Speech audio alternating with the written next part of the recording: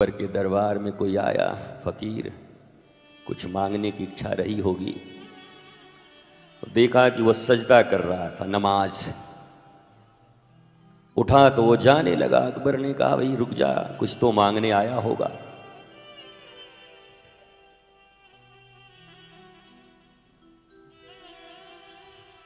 आपको सुनाई पड़ रहा है सबको?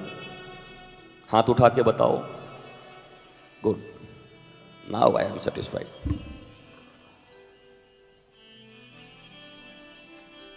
शब्द मत चूकिएगा, नहीं तो गलत परसेप्शन बना लीजिएगा मेरे बारे में।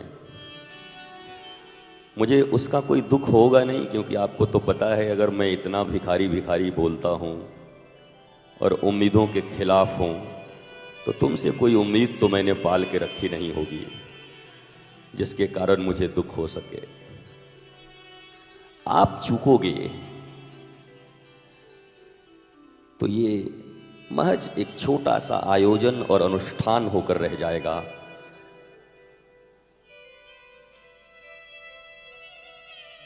जो स्वयं की तरफ की यात्रा है वो प्रारंभ न कर पाओगे।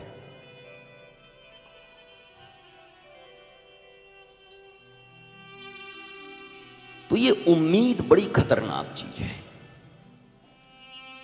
अगर छोड़ सकते हो, हालांकि छोड़ने के मैं खिलाफ हूं, मेरा तो ऐसा मानना है कि कुछ छोड़ो मत, बस कृष्ण को पकड़ो, क्योंकि छोड़ने की हमारी आदत तो है नहीं।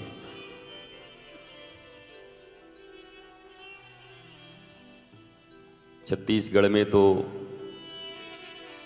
अच्छे लोग हैं, राजनीतिक लोग। जब सत्ता सरकार बदलती है तो बंगले जल्दी छोड़ देते हैं। कई राज्यों में तो और देश में तो 6-6 महीने तक बंगले ही नहीं छोड़ते, अड़े रहते हैं। उम्मीद,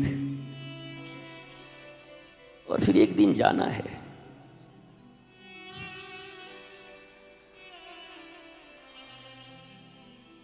ये उम्मीद ही बड़ा दुखदाई है। दत्तात्रेय कहते हैं आशा ही परमम दुखम नैराश्यम परमम सुखम। दत्त भगवान दत्तात्रेय।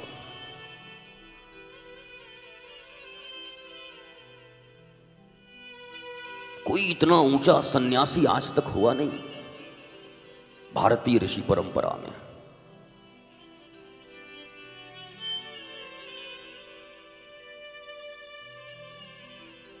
पिंगला नाम की एक वेश्या थी, जीवन यापन करती थी शरीर बेचकर, और एक दिन बैठी थी, उम्र ढल चुका था। ये शरीर भी तभी तक खरीदे जाएंगे जब तक झुर्रियां ना पड़ी हो, फिर कौन खरीदेगा। बैठी थी सज के संवर के, कोई आए कोई आए। सुबह से शाम हो गई। जब कोई आता तो उसको लगता ये मेरे ही पास आएगा, आशा बन जाती। फिर थोड़ी संवरती और व्यक्ति आकर सामने से कहीं और निकल जाता। संध्या हो गई, निराश, खींच आई मन में। दौड़ी और दौड़कर अपने कमरे में गई, बिस्तर के ऊपर। जैसे पिक्चरों में देखते हो जब किसी हीरोइन को दुख होता है तो दौड़ के जाती है उल्टा सो के। ये प्राय पिक्चर में ऐसे ही सीन होते, मैंने भी देखा है। तो खूब रोती है बिस्तर पे जाके दुख में। तो पिंगला भी गई बिस्तर पे लेट के और रोई नहीं, जग गई। सोई थी जन्मों से, वर्षों से, जैसे तुलसी सोए थे और उनकी पत्नी ने जगा दिया, वैसे पिंगला के ग्राहकों ने पिंगला को जगा दिया। भीतर जाती है और कहती है कि अब मैं समझ गई। अरे दिन भर मैंने इन हाड़ मांस के खून भरे हुए, मलमूत्र भरे हुए, पीप भरे हुए इन चमड़ों का जितना इंतजार किया और मुझ तक कोई नहीं आया, इन चमड़े वाले पुरुषों का इंतजार करके मैं थक गई। काश कि इसके आधे अधूरे भी मैंने पुरुषोत्तम कृष्ण का इंतजार किया होता तो वो चले आए। And she is changed full, बदल गई। भागवत में चोर भी हैं, डकैत भी हैं, बेश्या भी है। हमारे समाज में जितने पात्र हैं वो सब भागवत और रामायण में है, क्योंकि वो तो आईना है, समाज का दर्पण है। गीता, भागवत, रामायण, बाइबल, कुरान। कुरान में ज्यादा पढ़ा नहीं हूं पर ऐसा ही होगा।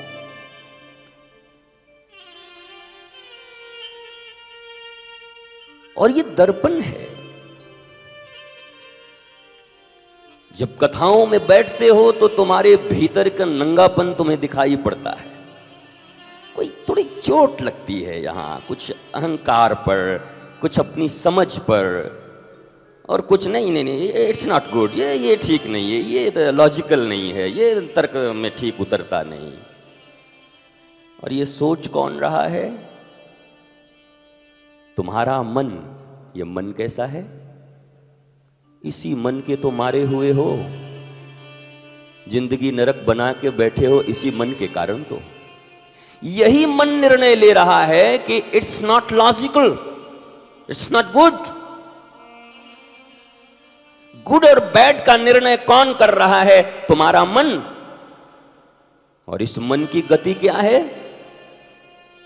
क्योंकि रघुनाथ ने तो कह दिया, निर्मल मन जन सो मोहि पावा, मोहि कपट छल छिद्र न भावा। क्या आप नहीं जानते कि आपके मन में कितना कपट है? क्या आप नहीं जानते कि आपके मन में कितने छिद्र हैं? क्या आप नहीं जानते कि आपके मन में कितने छल हैं? तो तीन ही एलिजिबिलिटी थी। भगवान ने कहा निर्मल मन। क्या क्या चाहिए? बोला मोहि कपट छल छिद्र। और ये चालू आदमी है। भगवान भी बड़े चालू हैं और गोस्वामी जी भी बहुत चतुर है। छिद्र कह के तो पूरा ही उसमें ले आए। अब चारित्रिक छिद्र है कि लोभ का छिद्र है कि क्रोध का छिद्र है, ये जितनी भी वासनाएं हैं, कामनाएं हैं, दुष्प्रवृत्तियां हैं, कॉम्प्लेक्सेस हैं, यही है होल, छेद।